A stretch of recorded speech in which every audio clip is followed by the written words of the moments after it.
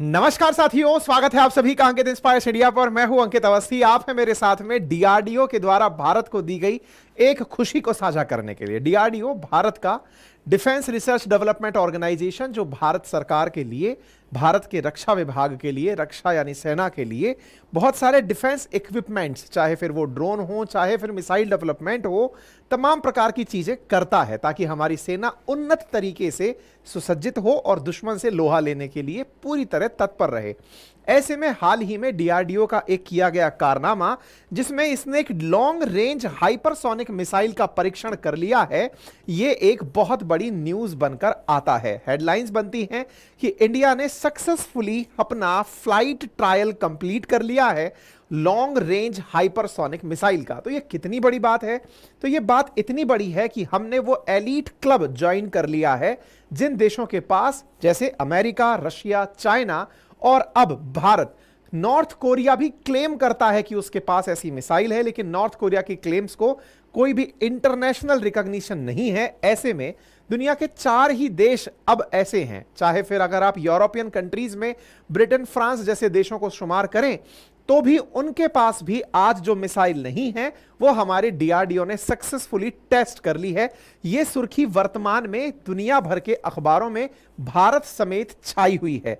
तो यह कोई छोटी मोटी खबर नहीं है। इस खबर के मायने क्या हैं, आज के सेशन में हम ये सारी बातें डिटेल में समझने वाले हैं, क्योंकि हाल ही में भारत में उड़ीसा के तट पर एपीजे अब्दुल कलाम द्वीप पर ग्लाइडेड व्हीकल से इसे लॉन्च किया गया था, जो शनिवार रात को हुआ था।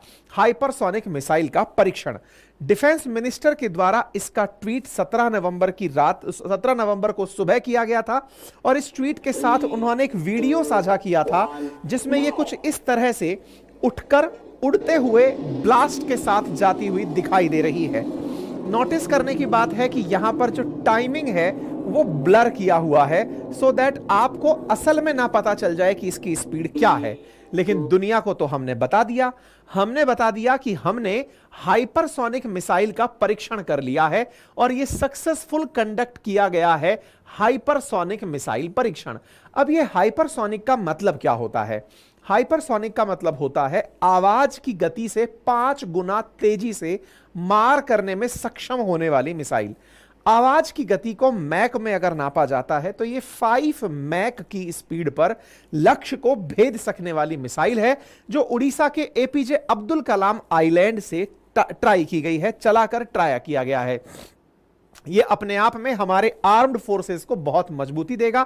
जैसे ही यह जानकारी आई थी, इसके बाद ही हमने सेम डे घंटे भर के अंदर अपने ट्विटर हैंडल पर आप लोगों को इसे अपडेट कर दिया था, यानी कि मॉर्निंग में ही मैंने आपको इसे अपने ट्विटर हैंडल पर जानकारी के रूप में साझा कर दिया था। कनेक्टेड रहने के लिए आप इसे फॉलो कर सकते हैं।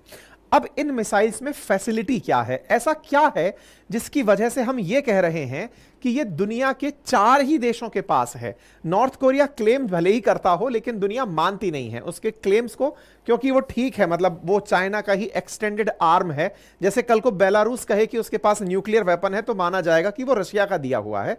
कुछ वैसे ही हाइपरसोनिक क्लब में जब भारत शामिल हुआ तो इसकी विशेषताएं भी जान लीजिए कि ऐसा क्या है जो और देश इसके साथ नहीं कर पाए।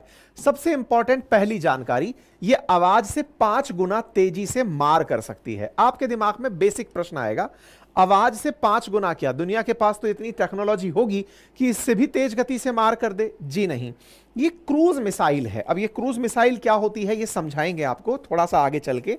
दूसरा इंपॉर्टेंट बात है, इसमें यूज किया गया इंजन।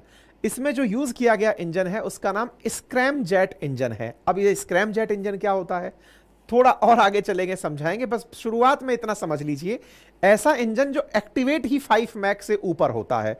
मतलब एक तरह से वो इंजन है जिसको लगा दिया, इसका मतलब ही ये है कि आपने 5 मैक क्रॉस कर दिया है। हमारी तकनीकी में स्क्रैम जेट का उपयोग हो रहा है, यही अपने आप में एक बड़ी सफलता की निशानी है। सबसे इंपॉर्टेंट बात यह है कि यह चलते चलते रास्ता बदल सकता है। मतलब अगर आपने एक बार इसे चलाया तो यह मैन्यूवरिंग कर सकता है, रास्ते बदल सकता है। ऐसे में लॉन्चिंग के बाद टारगेट पर तो जा सकता है, लेकिन आपने अगर बीच में बदल दिया टारगेट की, दूसरी टारगेट पर जाकर मार करना है तो यह मार कर सकता है। इसी कारण से अगर कभी रडार इसे कैप्चर कर भी ले कि देखिए वो जा रही मिसाइल, तो इतना तेज गति से जाती हुई मिसाइल है कि पहले तो कैप्चर नहीं होती, और अगर हो गई तो आप जब उसको मारने के लिए दूसरी तरफ से मिसाइल चलाएंगे यह अपना रास्ता बदल सकती है। इसलिए दुश्मन के अंदर इसकी बहुत बड़ी चिंता होती है। मतलब तमाम प्रकार के आपने डिफेंस इक्विपमेंट लगाए हुए हैं और यह उसके बावजूद जाकर ठिकाने पर मार कर सकती है। हमने जो मिसाइल फिलहाल टेस्ट की है यह 1500 किलोमीटर की दूरी पर जाकर मार कर सकती है। फिलहाल 6200 किलोमीटर प्रति घंटे की रफ्तार से चलाकर इसे टेस्ट किया गया है। मिसाइलों की जो रेंज है उन रेंजेस में 1 मैक से कम स्पीड जब किसी मिसाइल की होती है तो उन्हें सबसोनिक कहा जाता है। आवाज की गति पर चलती हैं तो उसे ट्रांससोनिक कहा जाता है। आवाज की गति से तेज चलती हैं तो उन्हें सुपरसोनिक कहा जाता है। लेकिन 5 गुना आवाज से तेज अगर निकल जाएं तो उन्हें हाइपरसोनिक कहा जाता है। तो जो हमने मिसाइल परीक्षण किया है वो हाइपरसोनिक है। अब बेसिक सवाल आया, सर हमारे पास अभी तक दुनिया की फास्टेस्ट क्रूज मिसाइल ब्रह्मोस थी, वो कौन सी मिसाइल थी? भाई वो मिसाइल सुपरसोनिक मिसाइल थी। इसकी स्पीड लगभग 3 मैक के आसपास है, यानी आवाज की गति के 3 गुना तक यह चल सकती है। लेकिन हाइपरसोनिक अब परीक्षण हो गया है, तो क्या हम यह मान सकते हैं कि हमने ब्रह्मोस से भी फास्ट मिसाइल बना ली है? बिल्कुल आप मान सकते हैं, और यह जान भी सकते हैं कि आने वाले समय में हम ब्रह्मोस को अपडेट करके इसे और तेज मिसाइल में कन्वर्ट करने का जो प्लान लेकर चल रहे हैं, उसके लिए आज का यह परीक्षण बहुत कारगर सिद्ध होगा। क्योंकि ब्रह्मोस मिसाइल में हम हाइपरसोनिक कैरेक्टर और लॉन्ग रेंज मिसाइल डिलीवरी का ही फीचर फिलहाल डाल रहे हैं। मतलब फिलहाल जो हमारी ब्रह्मोस है वो 290 किलोमीटर तक ही मार कर पाती है, आवाज से लगभग 3 मैक की स्पीड पर, यानी सुपरसोनिक स्पीड पर। आने वाले समय में हम इसे 1500 किलोमीटर की रेंज तक ले जा रहे हैं और इसकी स्पीड बढ़ाकर 5 मैक तक रख रहे हैं। अब आपके दिमाग में एक बहुत बड़ा प्रश्न बेसिक सा बनेगा, क्या फर्क पड़ जाएगा आवाज बढ़ाने से? रेंज बढ़ा तो पहले भी सकते थे, हमने इतने सारे टेस्ट पहले किए हुए हैं। सर हम तो वो लोग हैं जो इसरो के माध्यम से बहुत बहुत ऊंचाई तक अपने सैटेलाइट्स रॉकेट्स के थ्रू भेज देते हैं। पीएसएलवी, जीएसएलवी जैसे रॉकेट्स हैं जो इतनी ऊंचाई तक जाते हैं, तो हम 290 के लिए परेशान क्यों हो रहे हैं? जब चाहे बढ़ा सकते हैं, हमारे पास तो खूब टैलेंट है। तो इस टैलेंट को थोड़ा सा व्यवहारिक रूप से समझ लीजिए। साथियों, अगर आपने कभी क्रिकेट खेला है और क्रिकेट में फील्डिंग के दौरान बॉल को थ्रो किया है, तो आप मेरे इस बात को बेहतर तरीके से समझ पाएंगे। जो लोग बॉल को थ्रो करते समय जमीन के समानांतर थ्रो करते हैं, वो बहुत दूर रखे विकेट को हिट नहीं कर पाते हैं और वो परेशान होते हैं कि मेरा थ्रो इतना दूर तक क्यों नहीं जा पा रहा।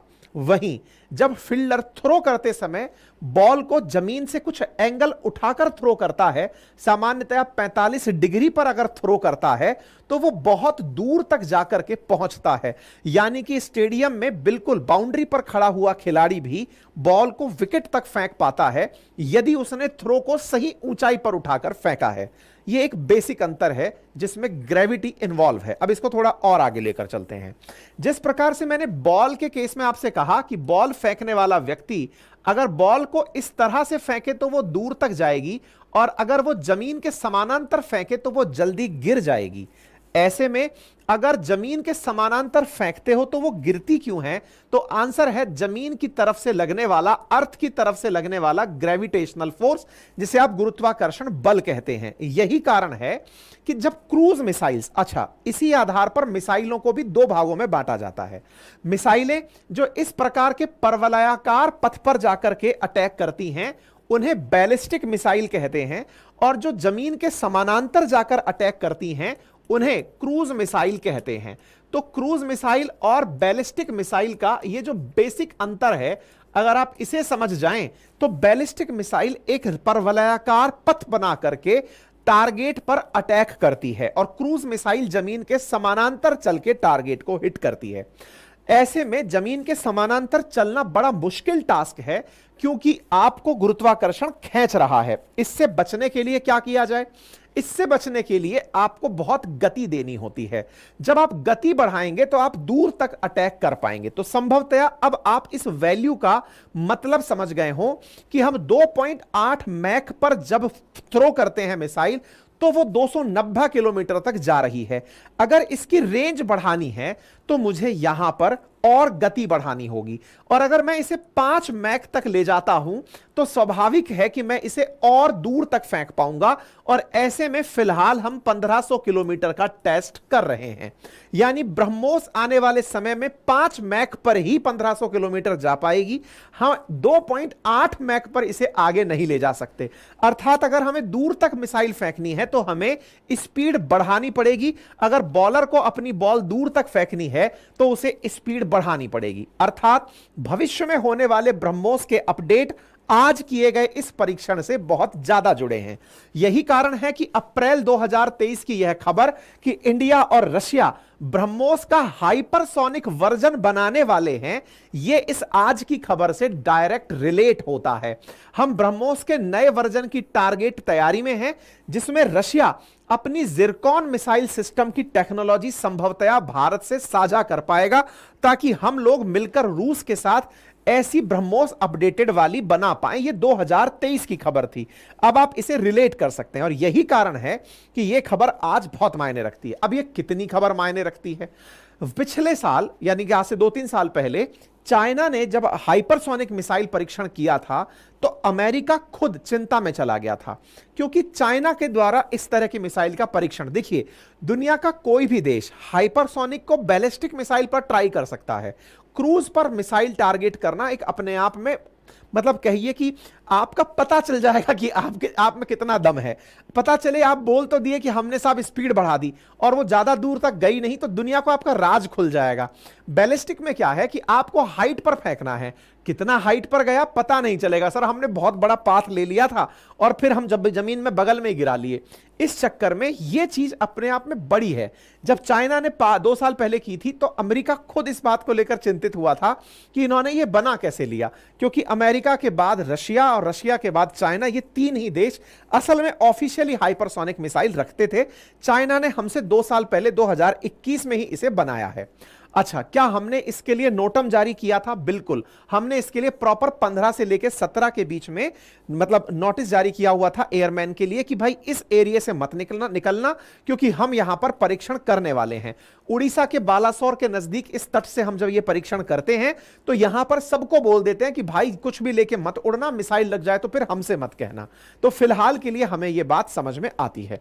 तो हमें अब तक क्या क्लियर हो चुका है कि हमारी यह मिसाइल क्रूज है। अब इसके अंदर इंजन कौन सा लगा है? जैसे हम जब कोई गाड़ी खरीदते हैं तो उन गाड़ियों के अंदर स्पेसिफिकेशंस होते हैं, इस गाड़ी का ये इंजन खास है। ऐसे ही मिसाइलों में अलग अलग प्रकार के इंजन लगते हैं। आज मैं आपको 2 प्रकार के इंजन बता रहा हूं, एक है रामजेट इंजन और एक है स्क्रैमजेट इंजन। मतलब रामजेट से आगे एससी और लग गया है, स्क्रैमजेट इंजन है। अब ये रैमजेट और स्क्रैमजेट फिलहाल बैलिस्टिक मिसाइल, क्रूज मिसाइल्स में यूज होने वाले बेहतरीन इंजन कंसीडर किए जाते हैं। जो फिलहाल हमारी ब्रह्मोस चल रही है, यानी ये कहिए कि जो हमारे सुपरसोनिक मिसाइल चल रहे हैं वो चलते हैं रैमजेट इंजन के ऊपर, और जो स्क्रैमजेट इंजन है इस पर हाइपरसोनिक मिसाइल सिस्टम चलते हैं। स्क्रैमजेट और क्रायोजेनिक फिलहाल इसरो अपनी लॉन्च व्हीकल्स में यूज कर रहा है।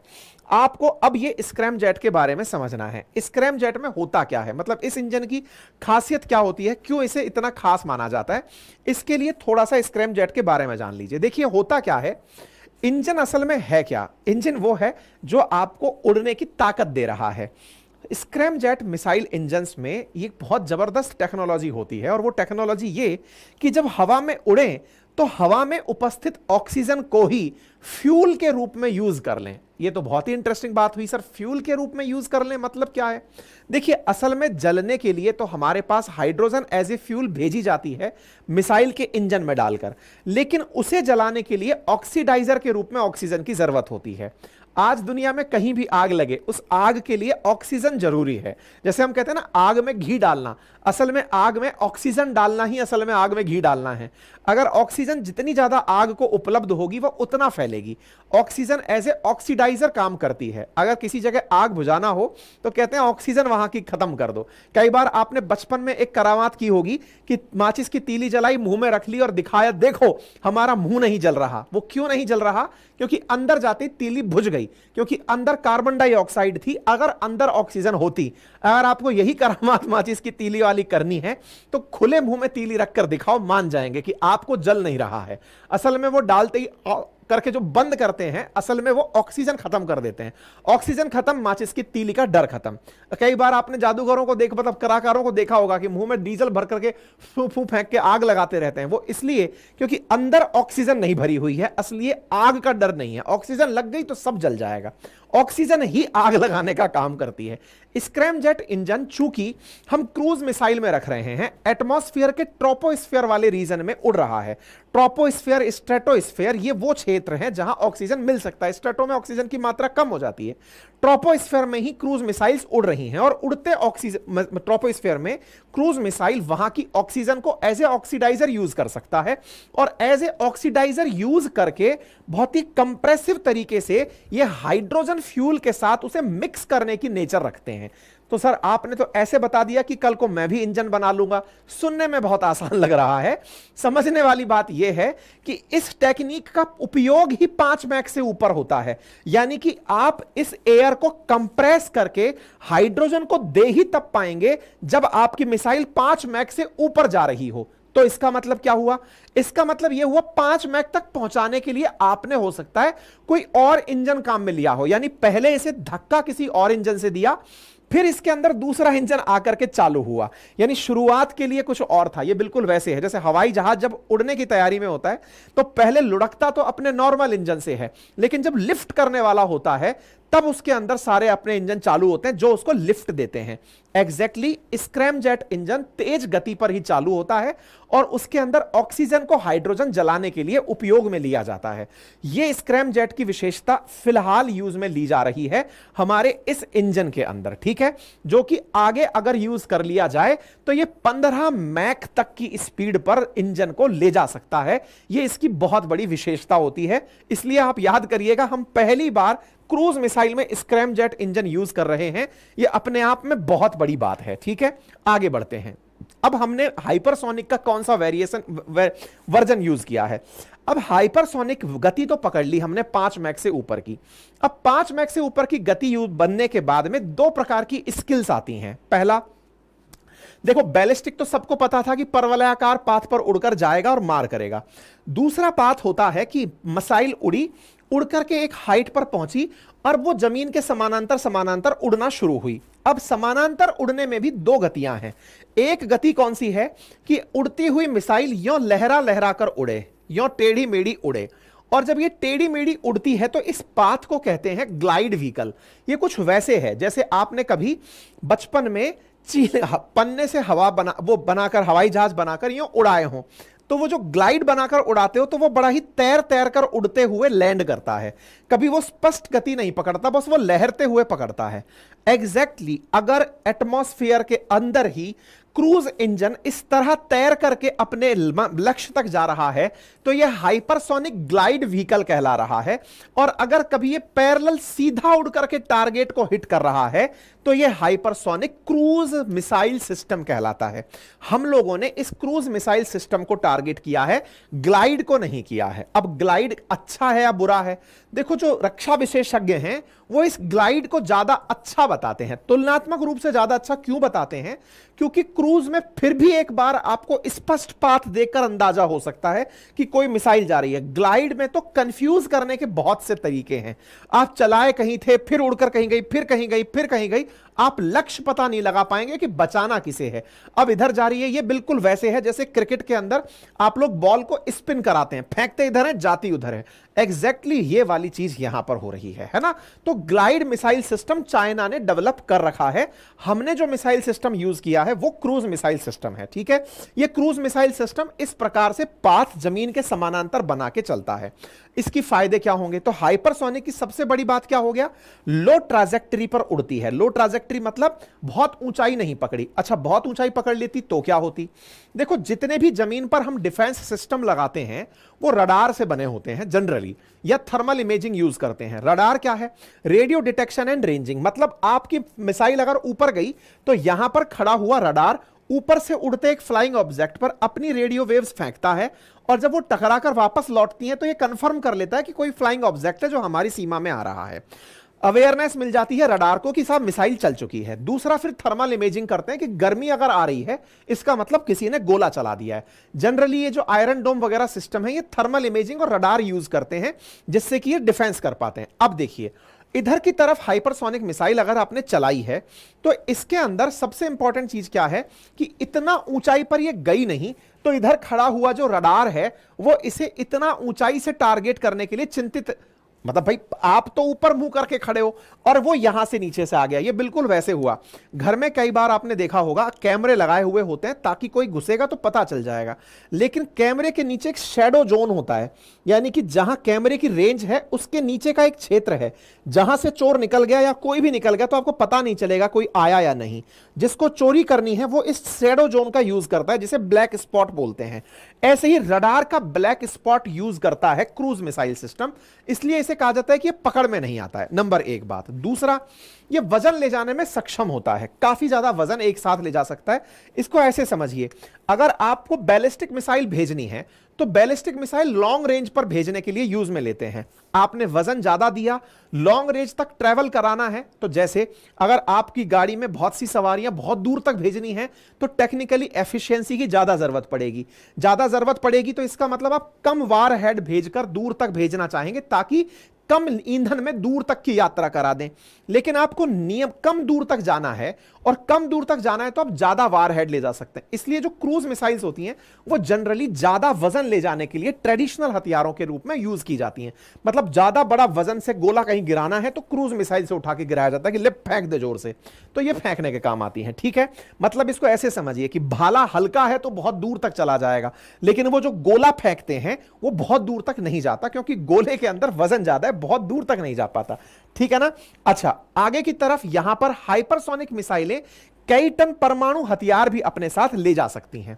एक जो सबसे इंपॉर्टेंट बात यहां पर बताई जा रही है और वो क्या है, वो है कि ये अंडरग्राउंड बने हुए जो गोडाउन्स हैं उन्हें हिट कर सकती है। अब इसको ऐसे समझिए, मतलब अगर किसी मिसाइल को आपने एक तो यूं हल्के से फेंका और एक कोई बहुत तेज गति से फेंका, तो तेज गति से फेंकने में ना केवल वो जल्दी पहुंच रही है बल्कि उसने गति के कारण जो अपने अंदर ताकत प्राप्त की है वो उसके अंदर पेनिट्रेशन बहुत बढ़ा दे रही है, और उस हाई स्पीड की वजह से वो अंडरग्राउंड रखे हुए जो गोदाम हैं उनको हिट कर सकती है। इसको ऐसे समझिए, अभी जब इजराइल और लेबनान के बीच में कन्फ्लिक्ट हुआ था तो आपको याद होगा लेबनान के अंदर हिजबुल्लाह का एक आतंकी था नसरुल्लाह।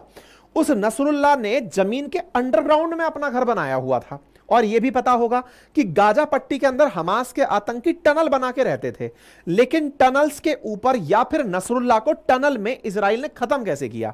उसके अंदर आपको तस्वीरें आपको याद होंगी, हमने इस तरह की दिखाई थी, आपको बताया था घरों में इस प्रकार से ये बनाए हुए थे या टनल्स में छुप छुप करके ये सब रहते थे। ऐसी बहुत सी टनल्स आपको याद होंगी जो उस समय काफी सुर्खियों में आई थी कि देखो इस तरह से ये टनल्स में रहते हैं। तो इन टनल्स में बनाकर रहते क्यों हैं? ताकि जनरल कोई भी बम आएगा तो वो बस ड्रॉप किया जाता है, वेग से नहीं फेंका जाता। जनरल ड्रॉप किया है तो वो ऊपर ही फटफटा के रह लिया, कोई वेग से फेंकेगा तो ही बहुत अंदर तक डीप पेनिट्रेट करता है। ऐसे में ये जो मिसाइलें हैं जिनकी स्पीड बहुत तेज है, ये जब किसी टारगेट को हिट करती हैं तो ये डीप डाइव हिट करती हैं, और डीप डाइव हिट करके दुश्मन ने अगर गोला बारूद जमीन की गहराइयों में छुपा कर रखा है तो ये उन्हें नेस्तनाबूद कर सकती हैं। चौथी इसकी विशेषता क्या होती है, ये रास्ते में चलते चलते मैनूवर कर लेती हैं, यानी कि रास्ता बदलने में, टारगेट बदलने में, अपने लक्ष्य में ये माहिर होती हैं। इसलिए कहा जाता है कि अपनी इसी क्षमता के कारण ये खुद से भी बच जाती हैं, उड़ते उड़ते ये रास्ता बदल लेती हैं। अब होता क्या है, कुछ कलाकार इसी टेक्नोलॉजी को कहते हैं कि सर ये मैनूवरिंग कर लेती हैं।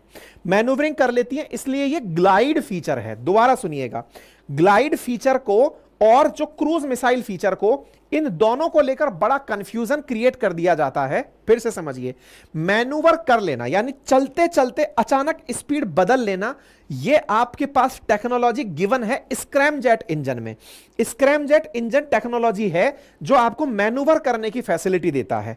तो हाइपरसोनिक में मैनूवर फैसिलिटी आ गई, लेकिन एक बनाया ही इस तरह से गया है कि वो अपने टारगेट तक पहुंचने से पहले ही लहराता हुआ जा रहा है, उसे ग्लाइडर के रूप में यूज किया जा रहा है। ठीक है, तो इस इंजन के बारे में कहा गया है कि ये मैनूवर कर लेता है, मतलब ये ग्लाइड भी कर पाएगा। दिशा बदल रहा है ना, इसलिए ग्लाइड कर पाएगा। लेकिन जो चाइना वालों ने बनाई है वो शुरू ही ग्लाइड करते हुए होती है। आपने लॉन्च किया, लहराते हुए पता चल रहा है कभी रशिया की तरफ मुड़ गई, कभी यूं घुस गई, कभी यूं घुस गई और जाकर अमेरिका पर गिर गई। मतलब उस तरह का मिसाइल सिस्टम ग्लाइड सिस्टम है। ठीक है, मैनूवर किए बिना ही वो मैनूवर हो रहा है। फिलहाल के लिए ये मैनूवर करने की क्षमता रखता है। इस तरह से हमने अपने लिए एक मिसाइल बना ली। क्या यह मिसाइल अचानक बनाई है? जी नहीं, हम 2020 से इसके ऊपर काम कर रहे हैं और इसके पीछे जो असल मकसद है वो हमारी ब्रह्मोस 2 की रेंज को बढ़ाकर 1500 किलोमीटर तक ले जाना है। मैंने पहले भी आपसे कहा था कि ब्रह्मोस 2 को अगर दूर तक मार करानी है तो आपको स्पीड बढ़ानी पड़ेगी। स्पीड बढ़ानी पड़ेगी अगर 1500 किलोमीटर तक ले जाना है। हमने अभी यह बोला है कि हमने हाइपरसोनिक परीक्षण किया है। हमने हाइपरसोनिक में कितना स्पीड का परीक्षण किया है ये डिस्क्लोज नहीं किया है। हाइपरसोनिक 5 मैक पर होता है तो हम मानने को तैयार हो गए कि 5 मैक तो मिनिमम होगा ही, लेकिन जब 3 मैक पर या 2.8 मैक पर ये 290 किलोमीटर मार कर रही है तो हम ये मानकर चलें कि 5 मैक अगर हो गया होगा तो भाई पकड़ लो 500 किलोमीटर तक चली जाएगी। लक्ष्य तो 1500 है। तो पहले के विशेषज्ञ कहते हैं कि कम से कम हमने 8 मैक पर यह परीक्षण किया है। बस दुनिया को यह नहीं बताना चाहते कि हमने कितना तेज गति का बना लिया है, वो हमारा सीक्रेट है। वो हमने बना लिया, इसलिए डीआरडीओ ने उस नंबर को ब्लर किया हुआ है जब वो चल रही है। ऐसे में स्पीड क्या रही होगी ये तो जब मिसाइल चलेगी तब पता चलेगी, लेकिन हमने अपने इरादे बता रखे हैं कि फिलहाल जो 6200 किलोमीटर पर परीक्षण हुआ है हम वो 9000 किलोमीटर पर करना चाहते हैं। फ्रांस और ब्रिटेन जैसे देश भी इसे अपने पास नहीं रखते। हमने इतना बड़ा वेपन सिस्टम बना लिया है। रक्षा विशेषज्ञ इसे कैसे देखते हैं? रक्षा विशेषज्ञों का मानना है कि यह मिसाइल सिस्टम किसी के पास होना उसकी टेक्नोलॉजी को उन्नत होने के बराबर बताता है कि हां भाई ये अपग्रेड कर गए हैं, और अपग्रेड कर गए हैं तो दुश्मन को इनसे डरना चाहिए। यही कारण है कि चाहे रशियन टाइम्स हो जिसने इसे हिस्टोरिक इवेंट बताया, इसी प्रकार से ब्लूमबर्ग हो, अल अरेबिया हो, हर खबर के अंदर छपा है। पाकिस्तान ने भी इसे कहा है कि चाइना, रशिया और यूएस के बाद अब भारत के पास यह मिसाइल सिस्टम है। इसका मतलब अंतरराष्ट्रीय इमेज इसका तगड़ा गया है। इसका मतलब यह हुआ कि हाइपरसोनिक मिसाइलें अपनी रफ्तार के कारण और हवा में मैन्यूवरिंग की जो कैपेसिटी है उसके कारण यह अपने लिए बहुत ज्यादा मायने रखती हैं। क्या दुनिया में कभी इसका उपयोग हुआ है? तो देखो क्या है, रशिया के पास 2 ऐसी मिसाइलें हैं जो हाइपरसोनिक हैं। एक का नाम किंजर है और दूसरी का नाम जिरकॉन है। तो रशिया यूक्रेन वॉर जब हुआ तो उसने किंजर मिसाइल सिस्टम जो है वो चलाकर दिखाया था। किंजल मिसाइल सिस्टम उन्होंने यूक्रेन पर चलाया था। यह वो खबर है 2022 की, यानी कि वो ट्राई करके दिखा चुका है कि हमारे पास है और उसका यूज हम जानते हैं। अब भारत ने इसको बना लिया है तो कुछ लोग तो यही मानेंगे कि यह रशिया से आई हुई टेक्निक है, लेकिन डीआरडीओ ने इसे अपनी तरफ से बनाया है। पाकिस्तान के विशेषज्ञ अब इस बात से चिंतित हैं कि भारत जिस प्रकार से अब आगे बढ़ रहा है उससे निश्चित ही इलाकों में चिंता बढ़ेगी, तनाव बढ़ेगा। क्यों? एक तो हाइपरसोनिक बना लेना और अपने लेवल पर बना लेना। जहां पाकिस्तान चाइना पर निर्भर है, हम अपने लेवल पर यह चीज बना रहे हैं। चाइना की तरक्की में पाकिस्तान अपनी तरक्की देखता है और भारत आत्मनिर्भर होने में अपनी तरक्की देखता है। ये दोनों के माइंडसेट में बड़ा अंतर है। इस बात को पाकिस्तानी विशेषज्ञ पूरी तरह से चिंतित होकर ले रहे हैं और उनका मानना है कि यह हाइपरसोनिक मिसाइल सिस्टम चीन के एयर डिफेंस सिस्टम को भी भेद सकती है, क्योंकि वो हाइपरसोनिक के लिए तैयार नहीं है। इसीलिए यह बहुत बड़ी खबर है। चाइनीज अखबार भी इसे historic hypersonic missile test cover करते हैं और यह अपने आप में एक बड़ी खबर बनती है। चाइना का इस समय एयर शो चल रहा है। चाइना दुनिया वालों को बुला बुलाकर अपनी फ्लाइट्स दिखा रहा है, एयरक्राफ्ट्स दिखा रहा है कि साहब हमने कितनी बड़ी चीज बना ली है, हम कितनी बढ़िया हवाई जहाज बना चुके हैं, फाइटर जेट्स बना चुके हैं। उस दौर में भारत आकर के अपने द्वारा मिसाइल का परीक्षण अगर कर देता है तो यह निश्चित ही चाइना के इस शो के दौरान भारत की दखलंदाजी कही जा सकती है। मतलब इंडिया का सक्सेसफुल हाइपरसोनिक मिसाइल परीक्षण उस समय हो जिस समय चाइना वाले अपने यहां एयर शो कर रहे हो, तो दुनिया की नजर इस पर पड़ेगी। और यही कारण है कि एएफपी न्यूज आज इसे ऐसे लिखता है कि हाल ही में जो न्यूक्लियर आर्म्ड इंडिया है, यानी कि परमाणु हथियार संपन्न जो भारत है, उसने पहला हाइपरसोनिक मिसाइल परीक्षण कर लिया है, जो कि ऐसे समय पर है जब military aviation power China show कर रहा हो, चाइना दिखा रहा हो कि देखो मेरे पास कितने बढ़िया फाइटर जेट्स हैं। उस समय पर भारत के द्वारा इस तरह की काबिलियत दिखाई जा रही हो, यह अपने आप में दुनिया के लिए भी काफी बड़ा सरप्राइज है।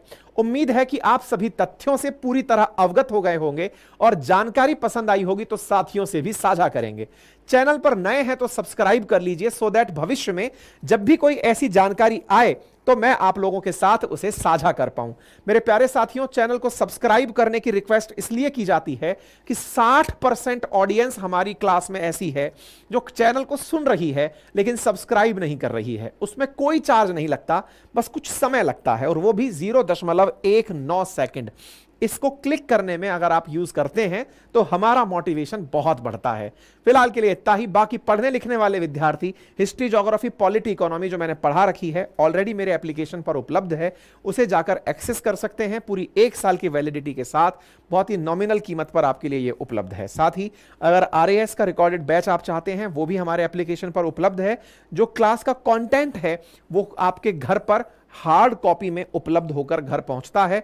बहुत ही नॉमिनल कीमत पर बहुत सारे नोट्स हैं जो हाथ से लिखित हैं कुछ इस प्रकार से, और हिंदी और इंग्लिश दोनों रूप में आप उसे एक्सेस कर सकते हैं। आपका समय शुभ हो। बहुत बहुत धन्यवाद।